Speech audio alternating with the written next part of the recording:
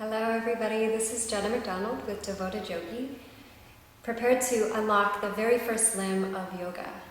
Over the next 8 days, we will be going through all 8 limbs, traditional 8 limbs of yoga, to give you a greater understanding of the philosophy and also the technique behind our practice. So to begin, we will deal with the very first limb first, and the name of this limb is Yamas. Y-A-M-A-S, Yamas. And yamas essentially mean the things that we want to refrain from, or the things that we want to do in order to embody a yogic philosophy, and also bring ourselves into a healthy psychology that's in alignment with universal values. What does that really mean? How does that show up?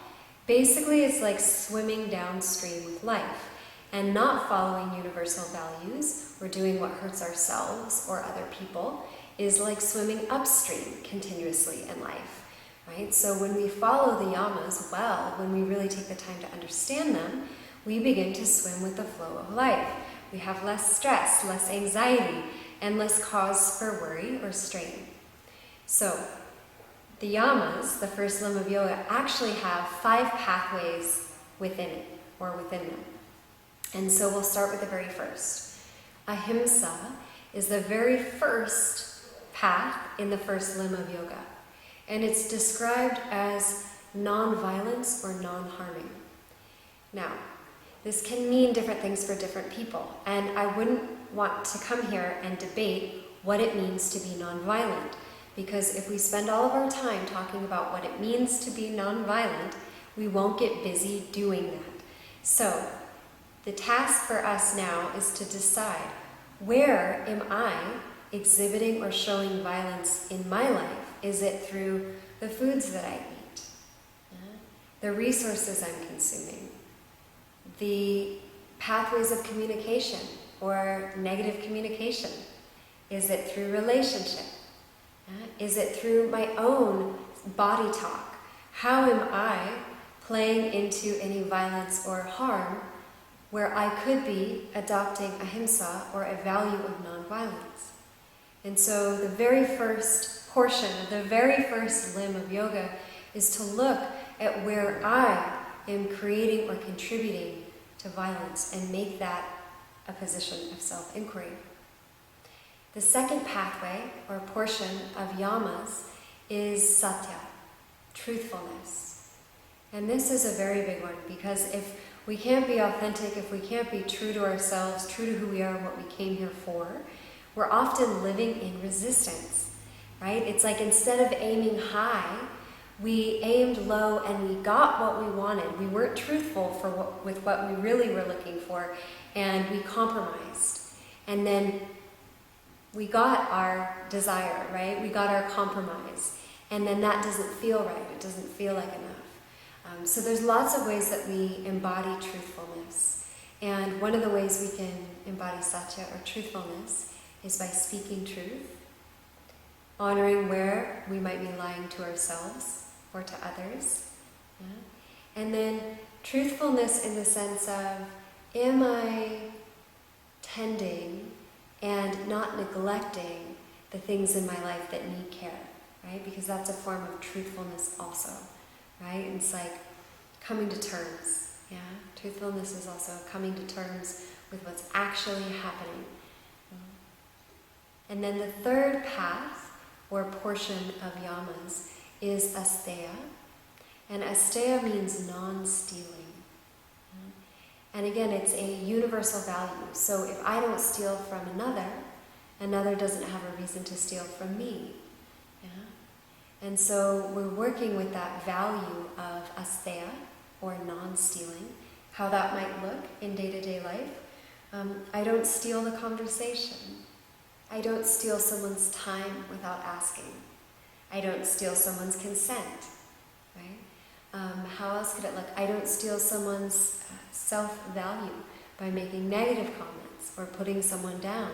So there's lots of ways in which we steal power or a sense of accomplishment in the world that might not be traditional stealing from thy neighbor, And so we're asked to look at ourselves again. Where am I living in alignment with universal value, and where might I not be.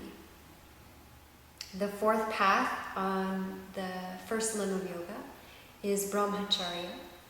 And brahmacharya means non-excess. Okay? It can also mean abstaining from sexual behavior, but that was in a time, it was in a language and in a time where brahmacharis were those who were off at study, right? So they were kind of in a university for yoga, and it was understood that that wasn't a time for sexual activity.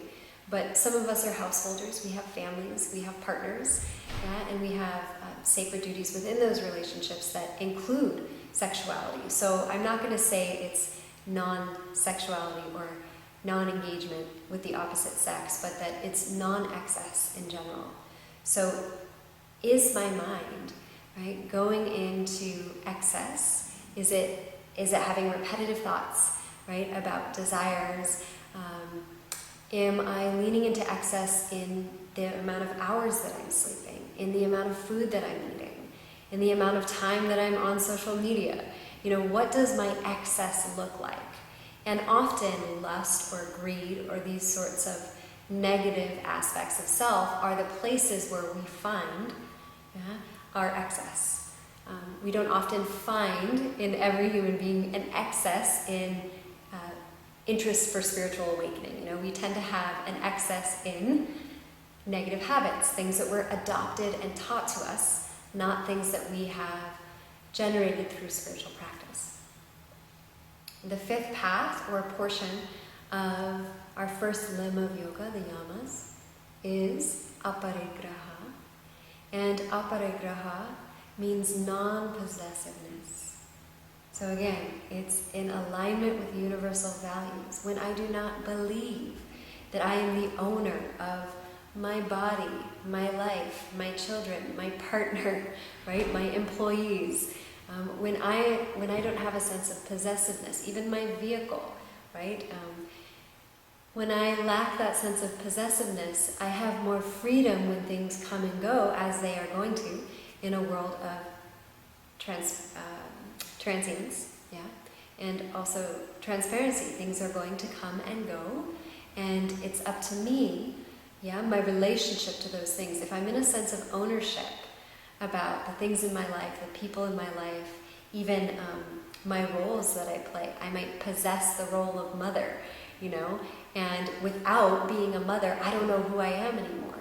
So there's lots of ways that we possess, and aparigraha, or non-possessiveness, is one of the ways that we use the yamas, or these values in yoga, to look at ourselves and ask the right questions. So I hope that that tiny overview of the yamas, or the very first limb of yoga, gives you a window into the kinds of questions that we're being asked to ask before we begin on our yoga journey. Thank you so much.